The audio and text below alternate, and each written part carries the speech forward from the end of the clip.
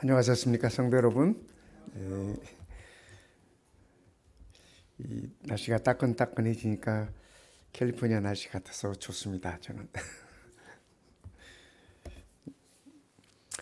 집에서 예배 드리시는 우리 성도님들, 오늘 우리 그 유튜브 상황이 이 버퍼링 하는데 이 시간이 좀 오래 걸릴 것입니다. 그래서 아마 내일이면 좋아지리라고 기대하고 있습니다. 그러니까 오늘 아마 좀 불편하실 것 같습니다.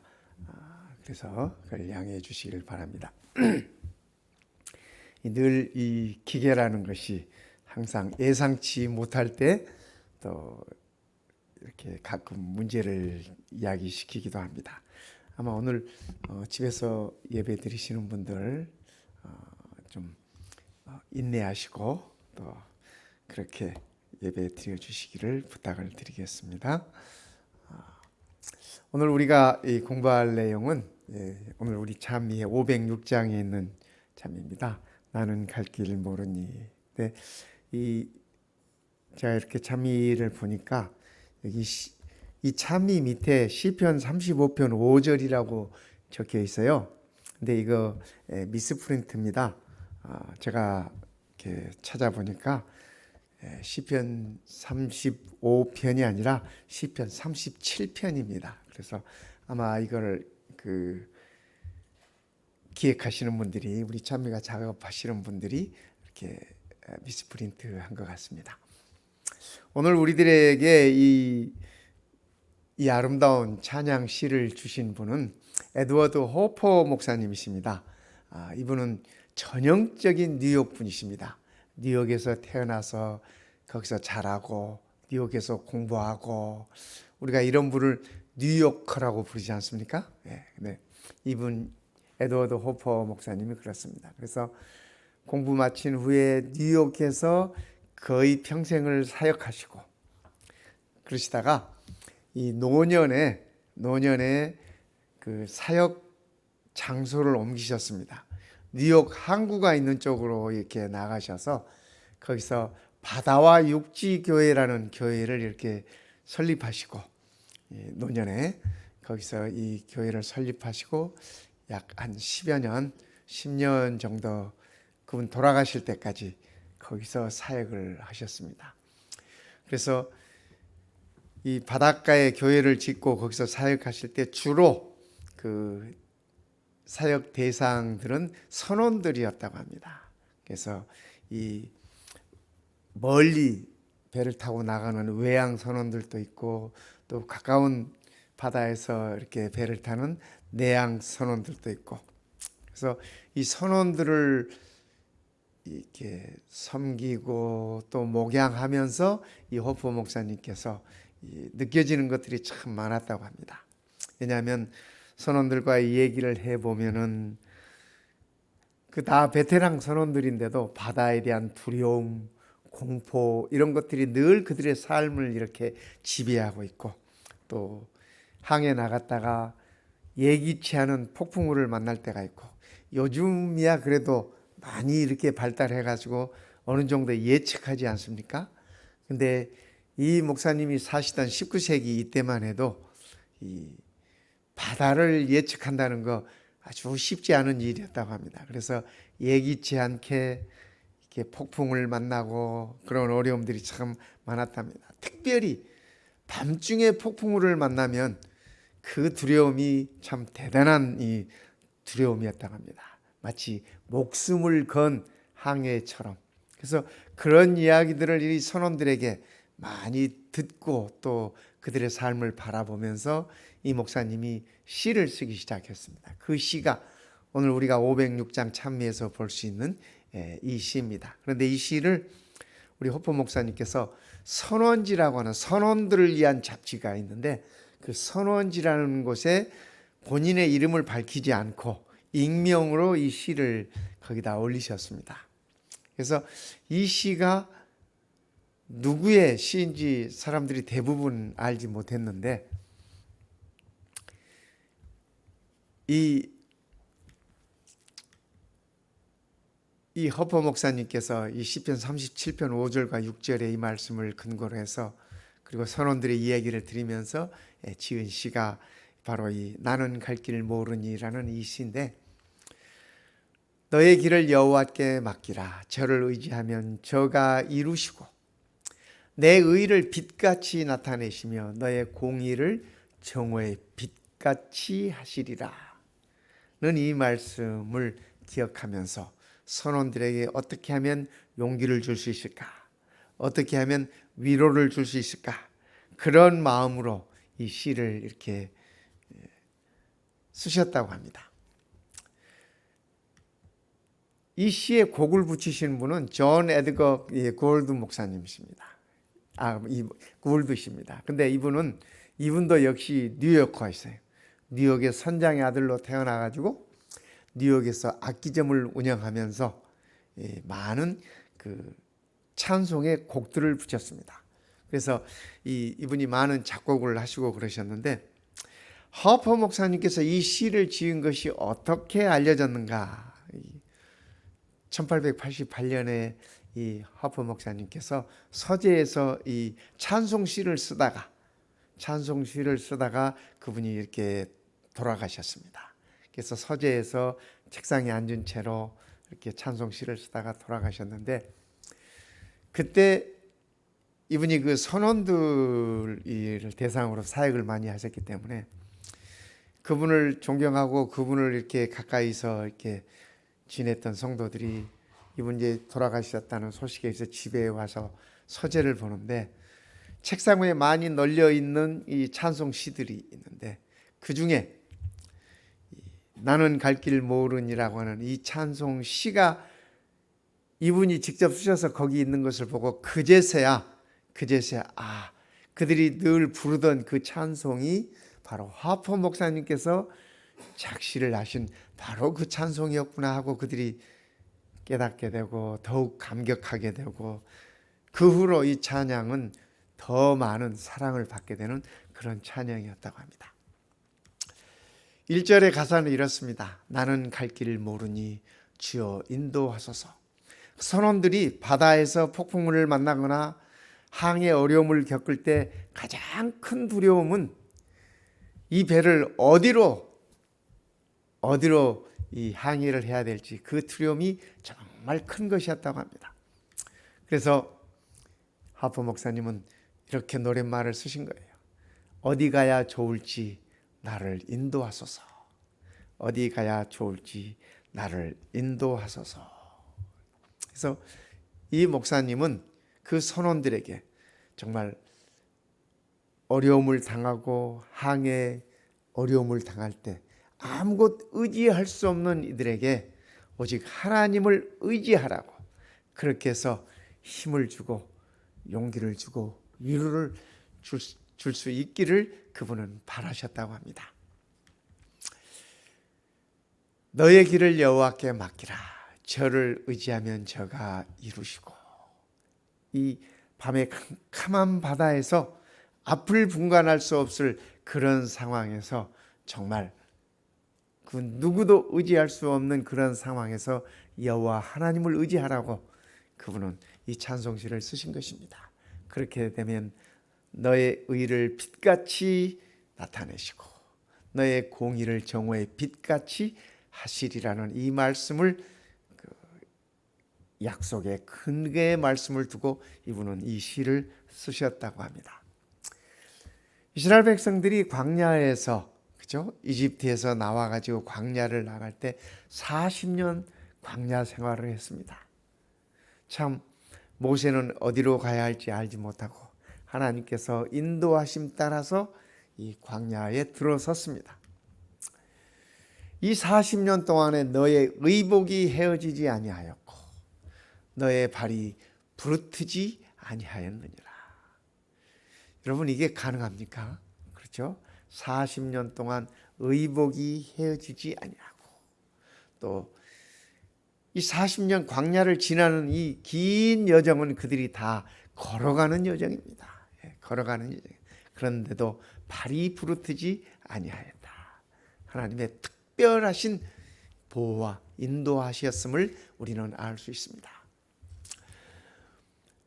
내가 오늘날 명하는 모든 명령을 너희는 지켜 행하라. 이 말씀은 모세가 이제 여리고를 앞에 두고 그의 백성들에게 다시 한번 지나온 40년을 돌아보면서 그들에게 다시 한번 하나님의 가르침을 리마인드 시켜주고 있는 그런 모습입니다.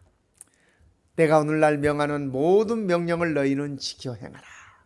그리하면 너희가 살고 번성하고 여호와께서 너희의 열조에게 행하신 땅에 들어가서 그것을 얻으리라. 그래서 모세는 이 백성들에게 가나안 땅에 들어가서, 저 풍요의 땅 가나안에 들어가서 이방 신이 주도하고 있는 저 가나안 땅에 들어가서 자기의 백성들이 살 수 있는 유일한 방법으로 하나님의 말씀을 순종하며 살라고 그렇게 부탁을 하고 있습니다. 내 하나님 여호와께서 이 40년 동안에 너로 광야의 길을 걷게 하신 것을 기억해라. 광야를 걷게 하신 것이 하나님의 섭리였다고 모세는 그렇게 얘기합니다. 그러면서 이유는 너를 낮추시며 너희를 겸손케 하시며 너를 시험하사 너의 마음이 어떠한지 그 명령을 지키는지 아니 지키는지 알려 하심이라. 하나님께서 자기 백성을 광야로 인도하신 이유는 첫 번째, 자기 백성들을 겸손케 하고 광야를 지나는 이 삶이, 이 세월이 그들의 힘에 의한 것이 아니라 전적으로 하나님에 의해서 이루어진 것이라는 사실을 인식하게 하고, 그 다음에 하나님의 말씀에 순종하는지 안 하는지 그것을 확인하기 위한 것이었다고 모세는 그렇게 얘기하고 있습니다. 성도 여러분, 우리가 살고 있는 이 세상이 광야 생활이지 않습니까? 그렇죠? 미국에 처음 올 때 생각해 보시면 이민 가방 2개 들으시고 돈도 없이, 그죠? 요즘 오는 사람들은 돈이라도 가지고 오지만은 이민 1세들이 미국에 올 때는 돈도 허락되지 않았습니다. 돈도 허락되지 않았어요. 기껏해야 500불. 그 전에는 돈 가지고 오는 것도 허락되지 않았는데 이민 1세들의 얘기를 들으니까 500불이 맥시멈이었다 그럽니다. 돌이켜보면, 그럼에도 불구하고 돌이켜보면 우리의 옷이 헤어지지 아니하고 우리의 발이 부르트지 아니했다는 사실을 우리가 확인하게 되지 않습니까? 하나님께서 우리에게 광야로 인도하신 이유는 우리 겸손케 하시고 우리가 하나님의 말씀에 순종하는지를 보시기 위함이었다고 그렇게 일러주고 계십니다. 여러분들이 보시는 이 사진은 풍요로운 여리고 모습입니다. 풍요로운 여리고 모습이에요.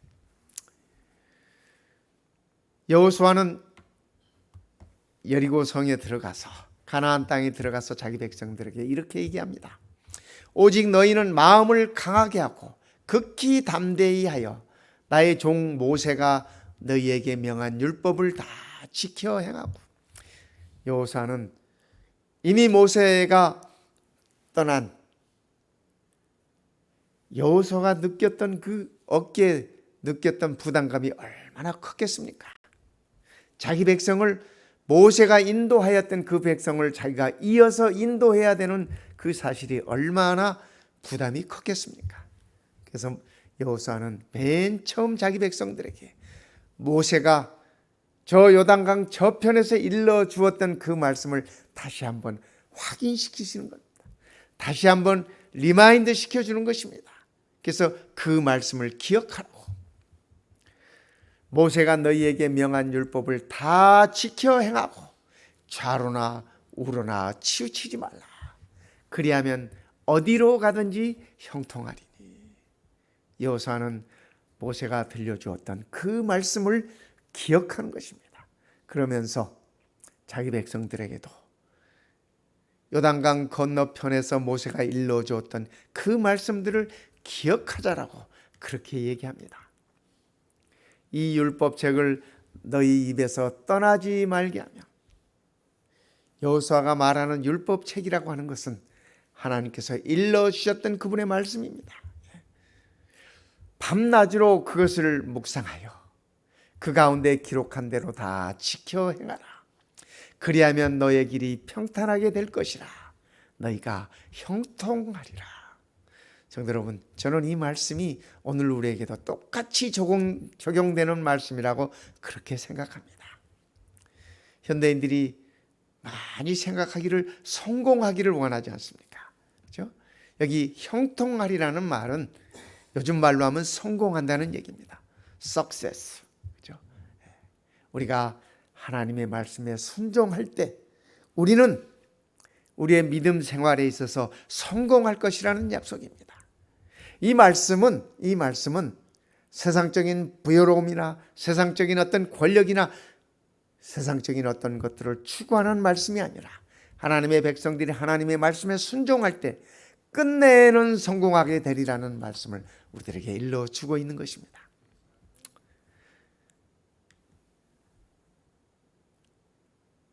배를 가지고 항해를 하는 사람들은 이렇게 항해도가 있답니다. 이 넓은 바다에 배가 가야 할 길이 있답니다. 그래서 그 길을 벗어나면 많은 어려움을 겪는다고 합니다.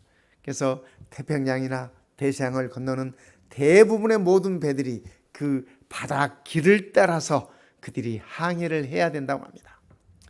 바다뿐만 아니라 하늘도 마찬가지랍니다. 하늘도 항공로가 있어요. 비행기가 다녀야 하는 길이 정해져 있다고 합니다.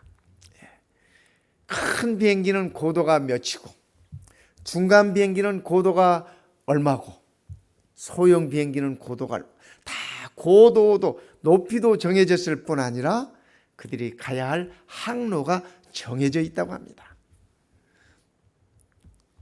그렇듯이 우리 그리스도인들도 우리가 가야 할 길이 정해져 있습니다. 시편 기자는 이렇게 말씀하십니다. 주의 말씀은 내 발의 등이요 내 길의 빛이니이다. 우리 성도들은, 우리 하나님의 자녀들은 하나님의 말씀이 우리가 가야 할 길인 것입니다. 하나님의 말씀이 우리가 바다를 향하든 하늘을 향하든 이 말씀이 우리를 인도하는 길이라고 하는 사실을 기억하면 좋겠습니다. 2절의 가사는 이렇습니다. 아무것도 모르니 나를 가르치소서. 이 찬양하는 하퍼 목사님은 우리 인간의 연약함을 표현하고 있습니다. 아무것도 모른다. 아무것도 모른다. 그러니 하나님 나를 가르치소서. 어찌해야 좋을지 나를 가르치소서. 어디로 가야 할지 아무것도 몰라요. 그래서 하나님께 어찌해야 좋을지 모르니 나를 가르치소서라고 간증을 하고 있는 것입니다. 이 목사님은, 허퍼 목사님은 인간의 불완전성을 4가지로 표현하고 있습니다. 이 찬송 가운데 첫 번째는 어디 가야 할지 몰라요. 방향 감각을 상실한 사람. 배가 방향 감각을 상실하면 그렇죠? 어떻게 되겠습니까? 밤에 그 방향 감각을 상실할 때 그 배의 안전은 보장되지 않는 것입니다. 하퍼 목사님은 방향 감각을 상실한 인간들의 죄로 인하여 방향을 상실한 인간의 연약함을 표현하고 있는 것입니다. 두 번째는 어찌할 바를 모른다.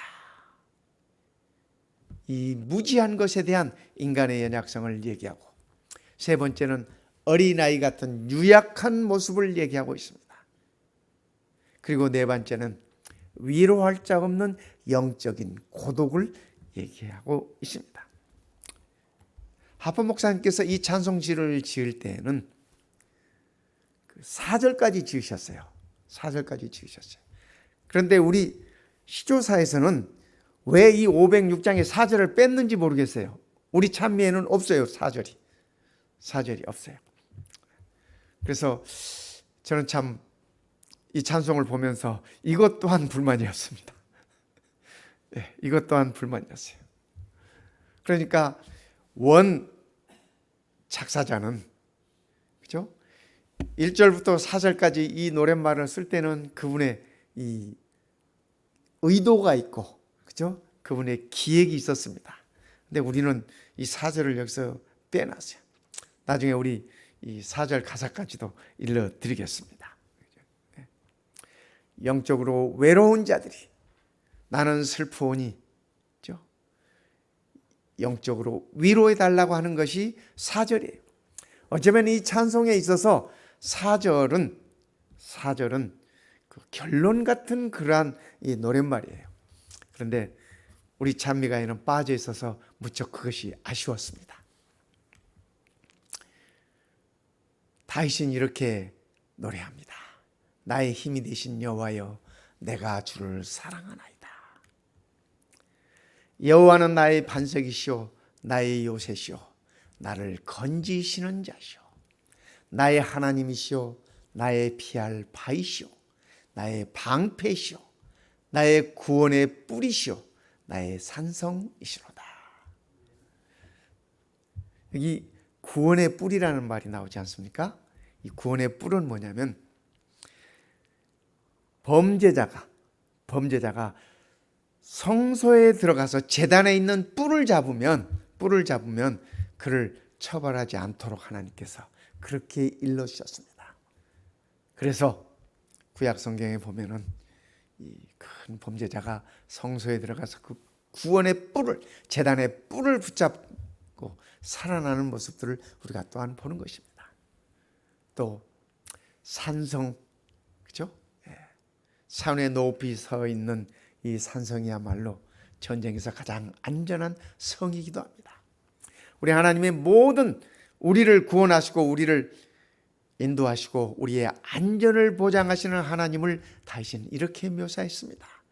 나의 반석이요, 나의 요새시오, 나를 건지시는 자시오, 나의 피할 바이시오. 다윗은 여러 산들로, 여러 바위 틈으로 그가 목숨을 부지하기 위해서 도망 다녔던 경험이 있었습니다.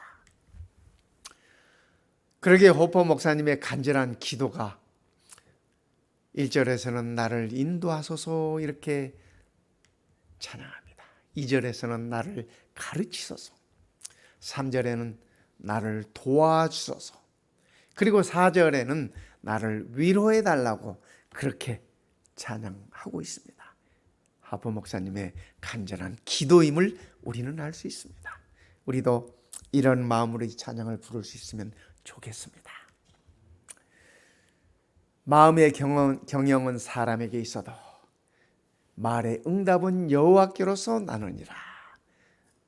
우리의 모든 계획이나 이런 것들은 하나님께서만이 이루신다는 말씀입니다. 너의 행사를 여호와께 맡겨라. 그리하면 너의 경영하는 것이 이루리라. 우리가 어떤 계획을 세우든지 무엇을 경영하든지 그것이 다 여호와께 맡겨질 때 하나님께서 우리의 경영도 이루시고 우리의 계획도 이루신다는 약속의 말씀입니다. 무릇 여호와를 의지하며 여호와를 의뢰하는 그 사람은 복을 받을 것이라. 그 복이 어떤 복인가? 예레미야는 이렇게 표현합니다. 그는 물가에 심기운 나무가 그 뿌리를 강변에 뻗치고 더위가 올지라도 두려워 아니하며 그 입이 청청하며 가뭄 있는 해에도 걱정이 없고 결실이 그치지 아니함 같으니라. 예레미야 선지자의 이 말씀을 보니까 시편 1편이 생각나지 않습니까? 복 있는 사람은, 그죠? 시편 1편의 말씀이 생각납니다. 저는 우리 모든 성도님들의 삶이 정말 강가에 심기운 나무처럼 생명강 되시는 우리 주님께 우리의 뿌리를 깊이 내린 나무가 되어서, 그죠? 더위가 오든 가뭄이 오든 우리의 잎이 푸르고 그 열매를 때를 따라 맺는 그러한 삶이었으면 참으로 좋겠습니다. 3절의 가사는 이렇습니다. 아이같이 어리니 나를 도와주소서. 힘도 없고 약하니 나를 도와주소서. 힘도 없고 약하니 나를 도와주소서. 어린아이들은 어리고 약하지 않습니까? 그래서 성경은 가장 불쌍한 사람을 둘로 표현해요. 늘 구약 성경에서는 둘로 표현합니다. 고아와 과부. 신약 성경에는 과부도 참 과부라고 설명했어요. 그러니까 과부도 참 과부가 있고 안 참 과부가 있나 봐요. 그렇죠? 과부도 의지할 곳 없고 생활력 없고, 구약시대에는 여인들이 다 그렇지 않습니까? 그래서 그런 분들을 가장 불쌍한 사람으로, 하나님의 자녀들이 돌봐야 할 사람으로 그렇게 이렇게 말씀하고 계십니다. 근데 그렇죠? 어린아이들은 누구의 도움 없이는 잘할 수가 없어. 잘할 수가 없어. 그래서 가장 연약하고 힘이 없고 약하고 어린 것이 바로 어린아이들이라는 얘기입니다. 마가복음 4장에 보면 우리가 잘 아는 한 사건이 나옵니다. 예수님께서 제자들과 더불어 배를 타고 이렇게 갈릴리 호수를 건너고 계셨습니다. 그날 낮 동안 예수님은 가르치시고 병자들을 낫게 하시고 여러 가지 사역하시면서 정말 피곤하셨어요. 그래서 그날 배 고물에서 깊이 주무시고 있습니다. 주께서는 고물에서 벼개를 베시고 주무시더니, 예수님께서 베셨던 그 베개가 무슨 벼개인지 모르겠어요. 제 생각에는 아마 팔베개가 아니었을까 그런 생각이 들어집니다. 어쨌든 벼개를 베시고 주무시더니 그때 밤중에 폭풍우가 몰아쳤습니다. 돌풍이 불고 파도가 거세지고 제자들이 깨우며 가로되, 이 제자들이 어떤 제자들이에요? 보니까 여기 적어도 4명 이상은 이 선원들이지 않습니까? 베드로, 안드레, 야고보, 요한. 이 사람들은, 이 제자들은 배를 운행하는 것이 그들의 전문직이에요. 그들의 평생의 잡이었어요. 제자들이 깨우며 가로되, 선생님이여 우리의 죽게 된 것을 돌아보지 아니하시나이까? 배를 운행하는 자들이 전문가들인데 그들이 죽겠다고 하는 것은, 그죠? 이거는 엄청난, 그들이 전에 만나보지 못한 그러한 큰 폭풍이었음을 우리는 알 수 있습니다. 우리의 죽게 된 것을 돌아보지 아니하시나이까? 이 말을 보니까 이 제자들이 상당히 성질이 난 것 같아요. 왜냐하면 이제껏 이 배를 살려보려고 무진 애를 쓰고, 그죠? 배에 물이 찰 때 물을 퍼내고, 그죠? 노를 잡고 노를 젓고 그들의 죽을 힘을 다해서 이렇게 젓고 있는데 막무가내 통하지가 않아요. 그런데 번개가 팍 치는데 보니까 예수님께서 저 바닥에서 주무시고 계신 거예요. 화가 났어. 왜요? 우리는 이렇게 죽을 고생하고 지금 애를 쓰고 있는데 우리 선생님은 세상 모르게 주무시고 계셔요. 여러분 이런 경험들 가끔 하시지 않습니까? 예? 나는 죽을 힘을 다 쓰고 있는데 혼자 태평하게 그죠? 딴짓하고 있다 할지. 그러면 성질 나잖아요. 제자들이 성질 났어요.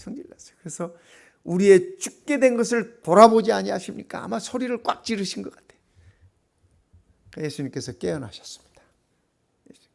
폭풍우에도 잠을 주무시고 계시던 우리 예수님께서 제자들이 소리치는 그 소리에 깨어나셨어요.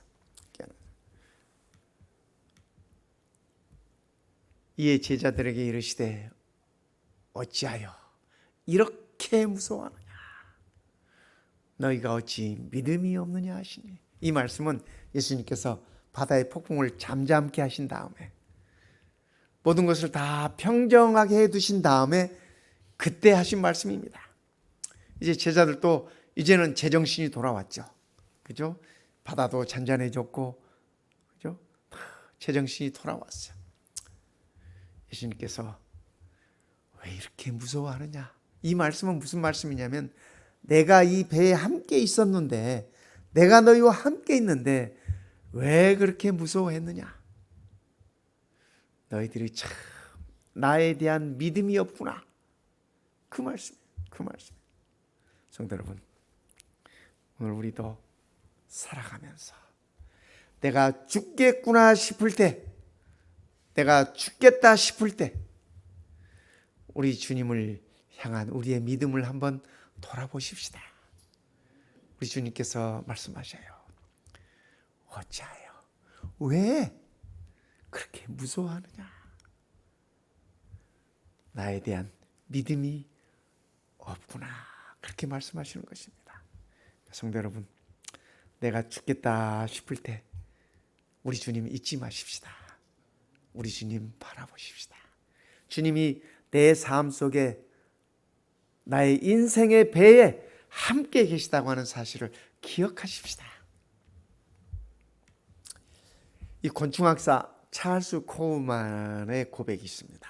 이분이 그의 이 책에다 이렇게 그의 고백을 쓰였습니다. 이분은 찰스 코우만은 이 곤충학자입니다. 나비나 벌이나 온갖 곤충의 생태를 연구하고 거기에서 찾을 수 있는 교훈들을 이렇게 또 찾아내고 그런 분이십니다. 근데 그가 실패했던 고백을 하나 적고 있습니다. 그의 고백은 이렇습니다. 애벌레가 나비가 되기 위해 고치 구멍을 뚫고 나오는 광경을 오랫동안 관찰했다. 나비는 작은 고치 구멍을 뚫고 나오기에 몸부림을 치고 있었다. 이분이 나비의 그 고치를 이렇게 보면서 그 애벌레가 나오기 위해서, 나비가 나오기 위해서 애쓰는 모습을 이렇게 오랫동안 관측하고 있었어요. 나는 긴 시간 애를 쓰고 있는 나비가 안쓰러워 가위를 가지고 와 고치 구멍을 조금 뚫어 주었다. 상당히 인간적이지 않습니까? 이제 나비가 화려한 날개를 펼치면서 창공을 날아가겠지 하고 기대하고 있었는데 나비는 날개를 질질 끌며 바닥을 왔다 갔다 하다가 죽어버렸다. 나비는 땅을 박차고 하늘을 향해 날아오를 만한 힘을 갖지 못했던 것이다. 나비는 작은 고치 구멍을 빠져나오려 애쓰는 가운데 날개에 힘을 키우게 되어 있는데 내 값싼 동정이 그 기회를 없애버린 것이다. 찰스 코우만은 곤충들을 관찰하면서 이 나비가 되려고 하는 이 애벌레에게, 그죠? 도와주고 싶은 그런 마음으로 그가 실수했던 것을 이렇게 고백하고 있는 것입니다. 성도 여러분, 오늘 우리의 신앙도 마찬가지 아닐까 싶습니다. 그렇죠? 말씀은 이렇게 얘기하십니다. 제자들의 마음을 굳게 하여 이 믿음에 머물러 있으라 권하고, 바울과 바나바 얘기입니다. 사도행전 14장에서. 또 우리가 하나님의 나라에 들어가려면 많은 환난을 겪어야 할 것이다. 누에가 고치에서 나오면서, 그죠? 그걸 뚫고 나오면서 날개에 힘을 받듯이 하나님의 자녀들도, 성도들도 많은 환난을 통해서 영적인 날개에 힘을 키워간다고 하는 사실입니다. 의인은 고난이 많으나, 악인은 고난이 많으나 이래야 되는 거 아닙니까? 그렇죠? 그런데 하나님의 말씀은 의인들이 고난을 많이 당한다고 그렇게 적고 있습니다. 여호와께서 그 모든 고난에서 건지시는도다. 욥이 얘기하지 않습니까? 하나님께서 나를 단련시킨 고난입니다. 고난이에요. 나를 단련시킨 후에 내가 정금같이 나오리라.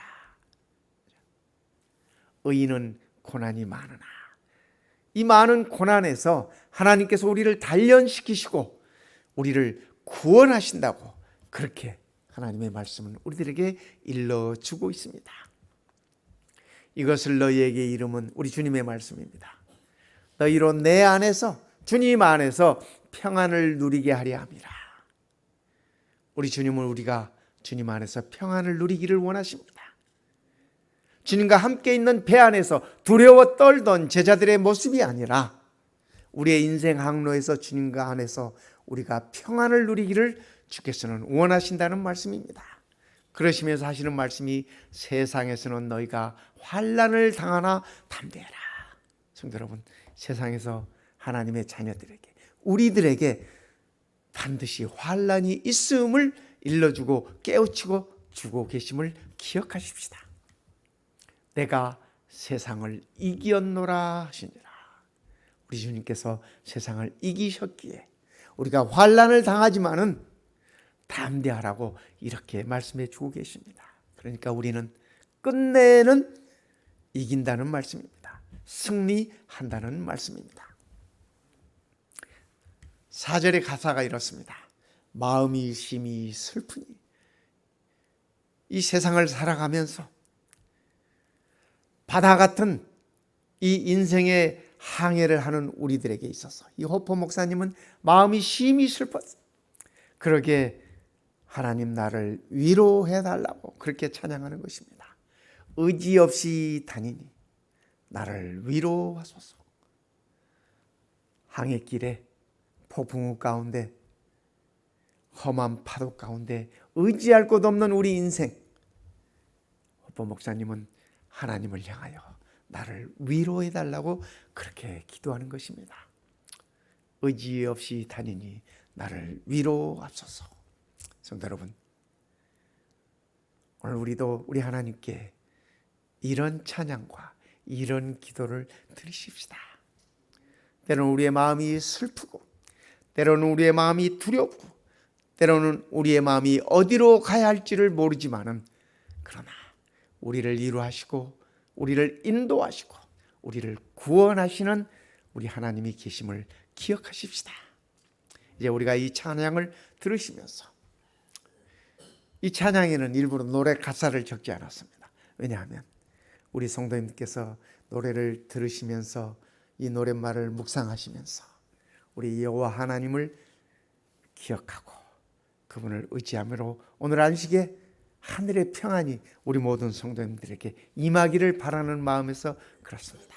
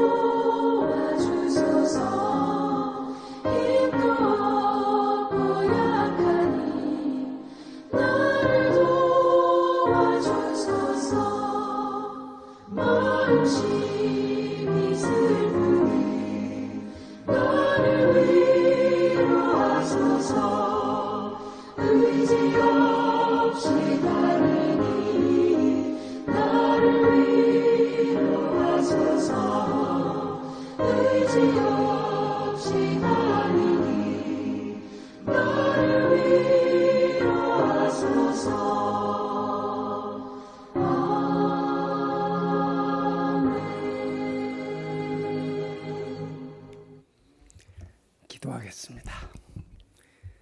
우리 아버지 하나님, 우리의 인생 항로에 아무것도 모르고 아무 힘도 없고 어찌할 바 모르는 저희들을 아들 예수 그리스도를 통하여 성령 하나님을 통하여 우리를 인도하시고 우리를 구원의 항구까지 인도하시겠다고 약속하시니 그 은혜를 참으로 감사드립니다. 이제는 우리가 우리의 자신을 보고 우리의 앞길을 두려워하며 떠는 것이 아니라 우리의 삶 속에 우리의 인생길에 함께 계시는 우리 주님의 모습을 보고 믿고 모든 것을 맡기면서 평안한 마음으로 주님 따라갈 수 있도록 우리 모든 성도님들을 축복하여 주시옵소서. 오늘 이 안식일도 주님의 걸음걸음을 따라가는 평안의 안식 되게 하시고 우리 모든 성도들의 삶 속에 참된 쉼이 있게 하시고 주께서 말씀하신 회복이 있게 하여 주시옵소서. 우리 주님 예수님의 이름으로 감사하며 기도드립니다. 아멘.